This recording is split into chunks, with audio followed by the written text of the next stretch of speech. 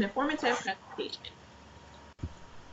Have you ever been, let's say, nervous on how to present an informative presentation? Do you sometimes get confused on where to begin, what to include? Well, we will assist you with those today. First, allow us to introduce ourselves. My name is Brittany Edison. I'm currently a preschool teacher at DPK for the last 2.5 years. I enjoy working with the little ones because they are the future. Next, we have... Hi, my name is Adeline Belizaire. I am a customer service supervisor, and I have been doing that for the past 5 years, and I enjoy my job. And then we have... My name is Barry Preter, and I'm a licensed nursing home administrator in the Miami area for the past 23 years. We will be referring to Communicating for Results out of Chapter 11 and 12 by Cheryl Hamilton and Tony Kroll. With an informative presentation, there are steps to follow. We will be speaking to you on how to give an informative presentation with the necessary steps and materials that are needed. At some point in our careers, we will have to give an informative presentation, whether it might be to your boss, to your coworkers, or in training in-services for your staff. So now we will talk about some of the areas that you will need to be aware of. First of all, you want to plan. Planning is very important. You want to know, first off, if you're giving an informative or a persuasive presentation. An informative presentation is where you might be talking to your, say, healthcare worker staff about new regulations which have come into play, which they need to know about. So you will be informing them in your presentation of what they need to know. A persuasive presentation might be where a vendor has a product that they want to sell, so they are going to do a persuasive presentation in front of a group of healthcare workers or such to show them why their product is better than the competition. You want to know your audience. Do they want to be there? Are they friendly? Are they uninterested? Are they neutral? Or are they hostile? Knowing the type of audience might help you better plan and prepare. Then you want to do your research. Research is good to have experts cited for credibility. You can look on library databases, find new information, find reliable sources. The internet comes very much into play when someone is looking for research. However, you want to be sure that whatever you find is objective and it's current and it's accurate. Next, you want to organize your main points for clarity. Come up with a final summary and a transition between your main points to make your presentation run smoothly.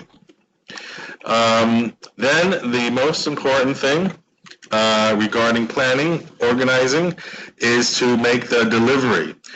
Without a proper delivery, you can have the best research and the best planning, but without delivering it in an informative, engaging way to your audience, you might have people that are uninterested in the end because they might be bored. So you want to know if you're going to do an extemporaneous type of presentation where you might have note cards and you're just going with the flow, reacting to the audience, giving your main points. And this is used most often in presentations, but with the use of visual aids. Other ways of delivering is from memory, which is very rarely done, or manuscript presentation, which some businesses prefer because they know exactly the time limit and what's going to be said, and it doesn't deviate from what they want known about their product. You want to also have in the delivery emphasis, pitch, and volume to make the presentation upbeat and exciting. For instance, there are many ways to say the same thing in a sentence. If you take the words, "Why did you fire him?" and stress one word over the other, you will be saying a totally different story. For instance, if you emphasize the first word, "Why did you fire him?" or "Why did you fire him?" we need to know, was it necessary? Why did you fire him? Or why did you fire him? as opposed to why did you fire somebody else. So planning, researching, organizing, and proper delivery will make an informative presentation that should be engaging and uplifting to your audience.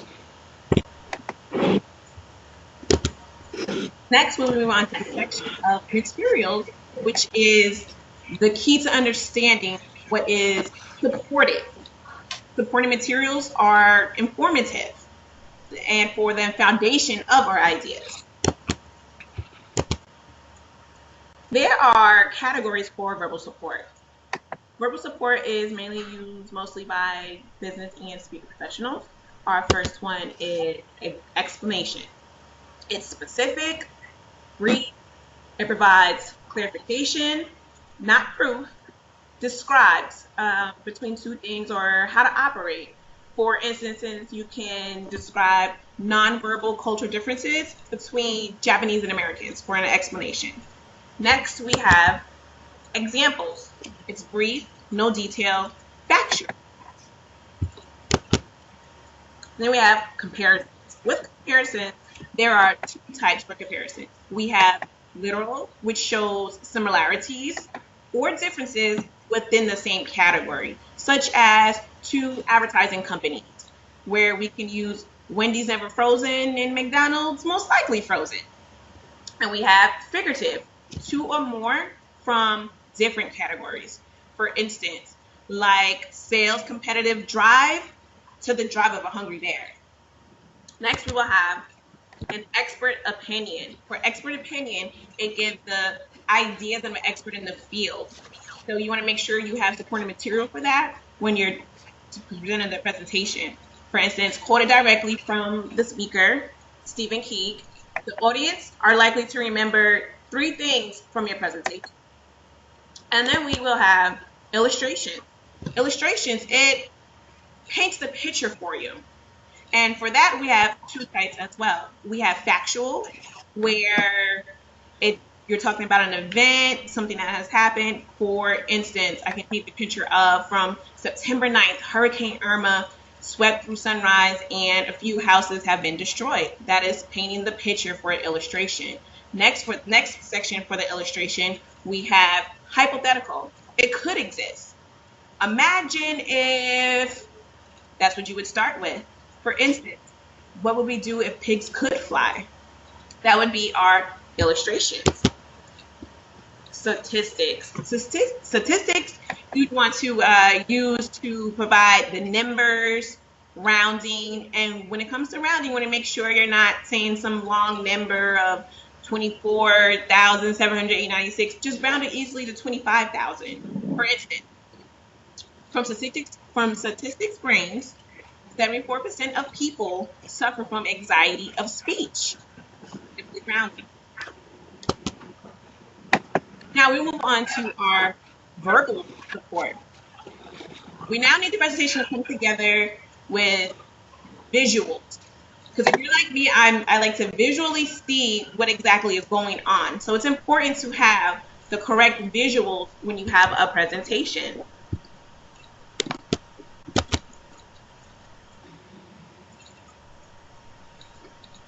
And now we're going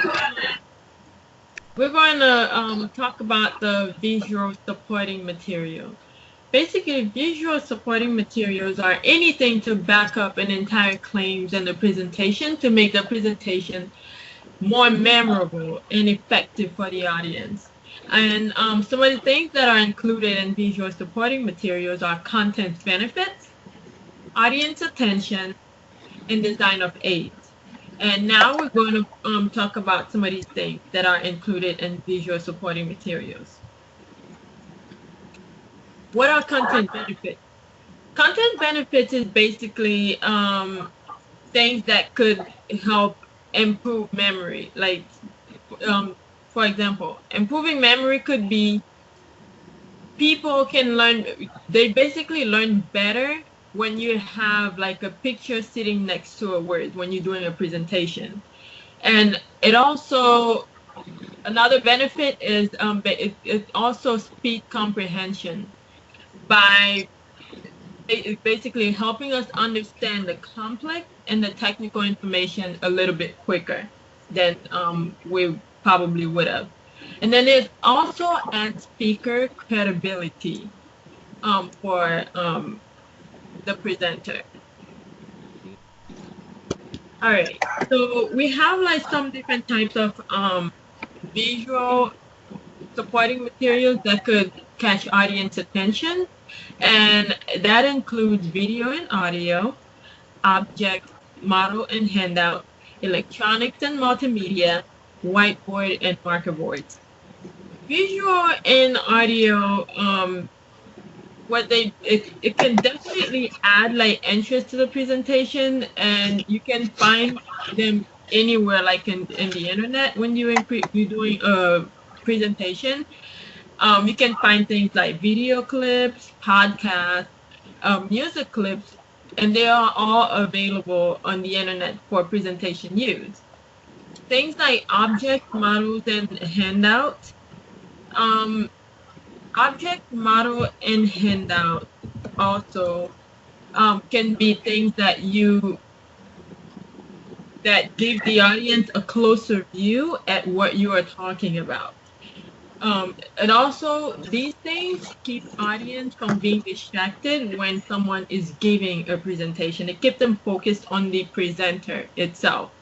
And then we have electronics and multimedia. Electronics and multimedia is basically one of the most popular presentation forms, especially in businesses today. Businesses tend to use electronics and multimedia the most when it comes to things that could catch an audience attention. Whiteboards and marker boards are also good, but they're they can also make a presenter look a little bit unprofessional, especially, for example, if you're giving a presentation and you have to write on a whiteboard, you're turning your back to the audience. That can make you look a little bit unprofessional and make you look boring. Like, audience get a little bored when you turn your back on them and then you're just writing down what you're talking about. It's best to turn around and, face the audience and make it even more interesting.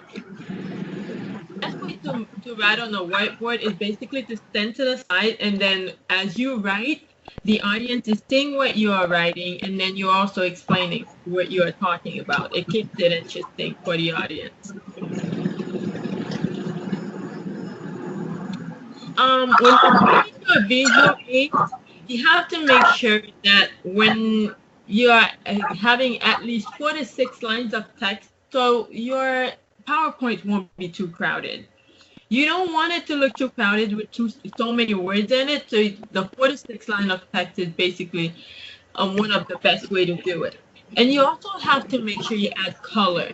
Colorful photos and word art are also important to a successful presentation. You can also use like one words, like single words, instead of putting like a whole sentences or paragraph. That can also help to keep the audience interested when you're giving a presentation. And now, actually talking about informative presentation, I'm going to play a video for you so you can see what have been said. Let's go ahead and view this video really quickly on informative presentation.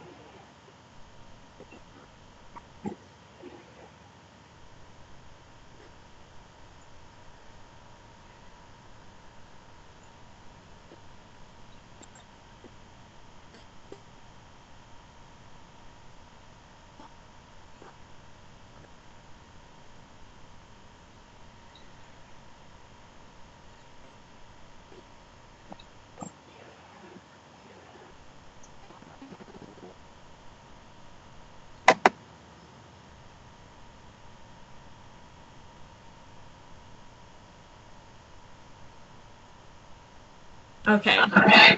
So, as I said, with the proper steps being used and having verbal and visual support, one will be able to present an effective and informative presentation.